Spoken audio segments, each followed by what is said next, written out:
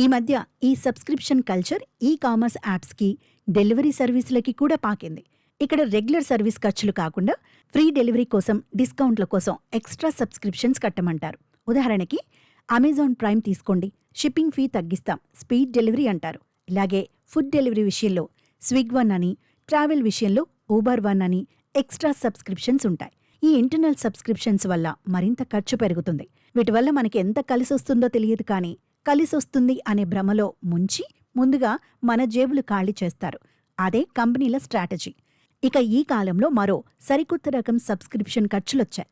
అవే AI tools subscriptions. Artificial ఇంటెలిజెన్స్కి ఆదరణ పెరగగానే ఈ ఏఐ సబ్స్క్రిప్షన్ ట్రెండ్ ఊపందుకుంది. చాట్ జీపీటీ, జెమినీ, పెర్ప్లెక్సిటీ ఇలాంటి ఏఐ టూల్స్ క్రమంగా మన జీవితంలో భాగాలుగా మారుతున్నాయి. ఈ టూల్స్లో అడ్వాన్స్డ్ ఫీచర్స్ కోసం చాలామంది వీటి ప్రో వెర్షన్స్కి సబ్స్క్రైబ్ చేసుకుంటున్నారు.